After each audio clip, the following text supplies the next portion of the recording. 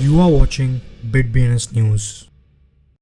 Hello and नमस्कार। अभी market पूरी तरह से वॉलेटाइल है, इसलिए यूजर्स के लिए ये जानना महत्वपूर्ण है कि क्रिप्टो की दुनिया में क्या हो रहा है, क्रिप्टो से जुड़ी क्या खबर है। तो ये सुनिश्चित करें कि रोजाना क्रिप्टो समाचार देखें और अपने आप को अपडेटेड रखें। आज की हेडलाइंस, हैकर्स ने डिफाई प्लेटफॉर्म, फे प्रोटोकॉल और रैरी कैपिटल से $80 मिलियन की चोरी की। 1.47 बिलियन शिबा इनू 24 घंटे में जले, 21.6 बिलियन जले 7 दिनों में। Bahrain central bank crowd funding platform के ऑपरेशंस को गवर्न करने वाले नियम जारी करता है। ओवरसोल्ड जोन में खरीदारी के उभरने से यूनिस्वैप $7.51 के निचले स्तर पर गिर गया। एथेरियम डोमेन नेम एनएफटी के रूप में $160,000 में बेचा गया। ओपनसी एथेरियम के $87 मिलियन एनएफटी रेवेन्यू को खत्म करने के लिए तैयार है।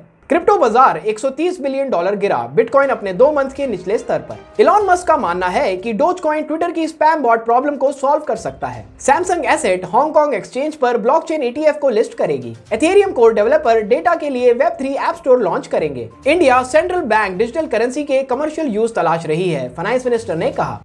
Smart contract research company BlockSec के ट्वीट के अनुसार decentralize finance platform free protocol और रैरी कैपिटल साइबर क्रिमिनल के नवीनतम शिकार हैं।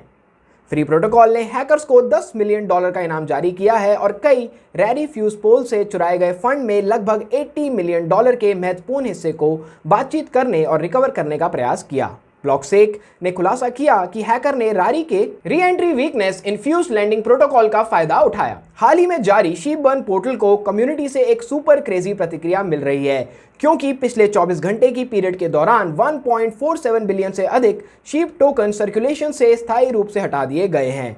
Sheepburn.com के हाल ही में जारी आंकड़ों के अनुसार पिछले 24 घंटों में 146 अलग अलग लेन देन के माध्यम से $32,622 मूल्य के 1.47 बिलियन शीप का एक माइंड बॉगलिंग नए लॉन्च किए गए बर्न पोर्टल का उपयोग करके जला दिया गया है। सेंट्रल बैंक ऑफ बहरीन ने नए गाइडेंस जारी किए हैं जो 2017 के बाद पहली बार क्राउड फंडिंग प्लेटफॉर्म के ऑपरेटरों पर लागू होते हैं। केंद्रीय बैंक के एक बयान में कहा गया है, नए नियम उन प्रिंसिपल्स को कवर करते हैं जो क्राउड फंडिंग प्लेटफॉर्म के ऑपरेशंस को नियंत्रित करते हैं और साथ ही ऐसे नियम जो क्राउड फंडिंग प्लेटफॉर्म द्वारा किए गए ऑफर और डिस्क्लोजर पर लागू होते हैं। यूनिस्वैप की कीमत एक डाउन ट्रेंड में है, लेकिन $8.12 के पिछले निचले स्तर को तोड़ने के बाद भी क्रिप्टो करेंसी गिरना जारी है।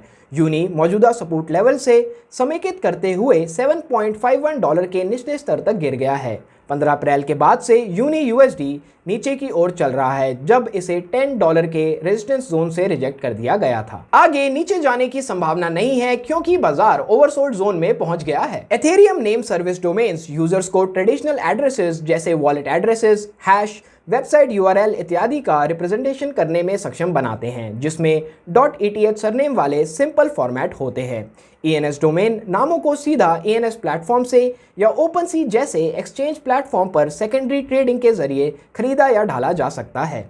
डोमेन 555.eth कथित तौर पर एक चीनी कलेक्टर द्वारा खरीदा गया था, जो दावा करता है कि उसने न्यूमेरिक ENS डोमेन के लिए चल रही भीड़ के बीच मनोरंजन के लिए डोमेन खरीदा है। टोकन टर्मिनल के आंकड़ों के अनुसार ओपनसी ने ट्रांजैक्शन फीस से लगभग उतना ही रेवेन्यू अर्न किया जितना इस अवधि के दौरान एथेरियम ब्लॉकचेन ने किया।